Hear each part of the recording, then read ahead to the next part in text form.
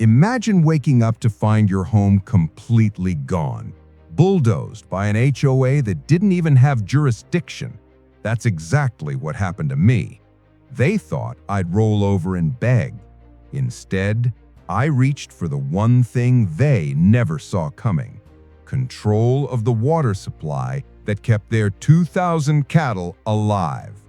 And when I turned the valve, the entire valley knew the war had just begun. I had lived peacefully on my grandfather's land for years, a small ranch house handed down through generations, sitting right by the creek that fed not just our ranch, but half the valley's farms. I knew the HOA nearby had been eyeing the land for years, talking about redevelopment and community growth. But my house wasn't in their HOA. It wasn't under their control. Or so I thought. The morning I came back from a supply run, dust clouds filled the air. My stomach dropped. Where my home once stood, nothing but rubble and splintered wood remained. And parked right in the middle of it all was a bright white truck with HOA enforcement stamped on the side. Standing tall on the wreckage was none other than Karen, the HOA president herself, clipboard in hand, shouting at contractors like she owned the place. I stormed toward her, fists clenched. "What the hell do you think you're doing? This is my land!" She didn't even flinch. According to community guidelines, this structure was unsafe. We're within our rights. Community guidelines? I'm not even in your HOA. Her smug smile could have curdled milk. That's what you think. This land is in our expansion zone now. You should have attended the meeting. The audacity nearly knocked me flat. They had bulldozed my house illegally and thought a few sheets of paper gave them the right? But here's the thing Karen didn't know. My grandfather hadn't just left me the land. He left me the creek rights. That little ribbon of water flowing past the property was legally ours, and through a network of pipes and irrigation channels, it fed directly into the HOA's massive cattle operation. Over 2,000 cows that needed water daily. And when I turned the valve, the entire valley knew the war had just begun. That night, as the contractors packed up and Karen strutted back to her SUV, I walked down the valve, hidden behind an old cedar post. I ran my hands over the cool steel wheel, memories flooding back of my grandfather teaching me how to maintain the water flow. "This creek is life," he'd say. "As long as you control the water, you control the valley." I tightened the valve. Once, twice. The metal groaned, and then the water slowed, then stopped. The creek bed trickled to silence. The next morning, chaos erupted. Ranchers screamed as their troughs sat empty. Cattle bawled in the heat. The HOA board scrambled, demanding answers. And Karen? She stormed down my dirt road in high heels, red-faced, clipboard shaking in her hand. "You've cut off our water! You can't do this!" she screeched. "Oh, I can," I said, leaning against the fence post, arms folded. "Because unlike you, Karen, I actually have the legal rights to it. You demolished my house? Fine.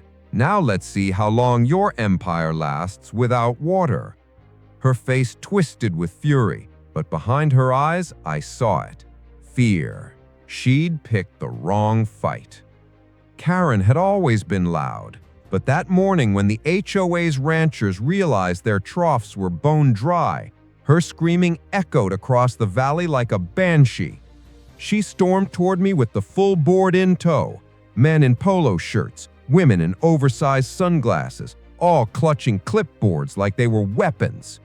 "You've sabotaged us! This is illegal!" she screeched, waving her paperwork like it meant something. I leaned on the fence post, cool as the morning air. "Illegal? You bulldozed my house. You stepped onto my land. You stole my property. The only thing illegal here is you."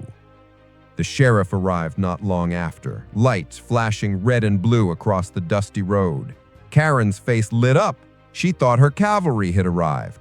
But when Sheriff Dalton stepped out, he didn't walk toward her. He came straight to me.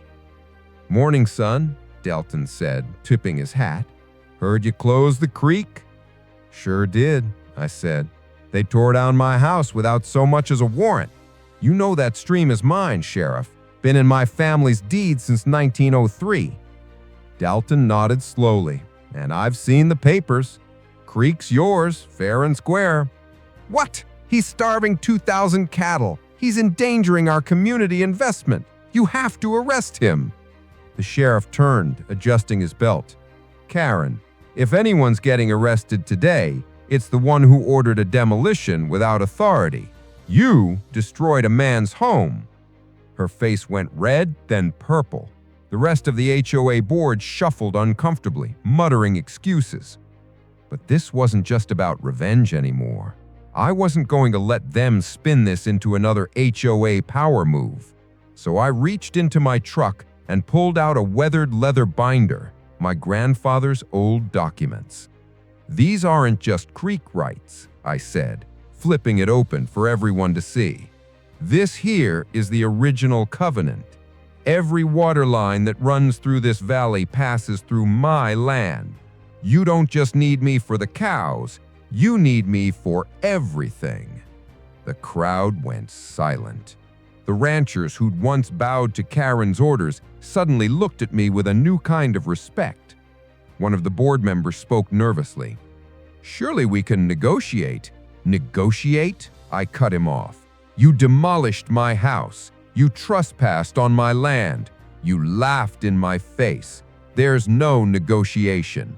From today forward, you don't get a single drop of water unless you pay.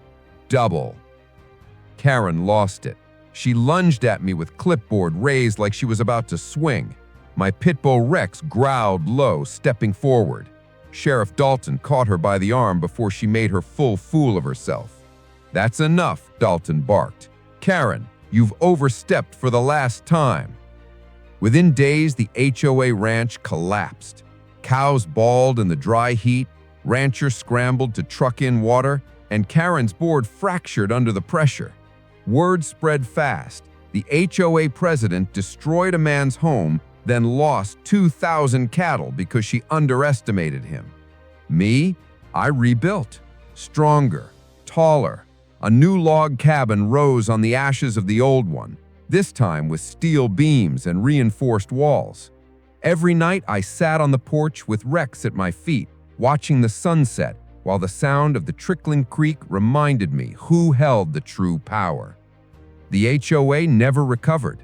Karen faced charges for unlawful demolition, and when the fines stacked higher than the cattle pens she used to boast about, she vanished from the valley. And as for me, I didn't just win. I inherited the whole board's loyalty. One by one, ranchers came to me, not Karen, asking for water contracts. By winter, I controlled the valley. They demolished my home, and I built an empire on their downfall.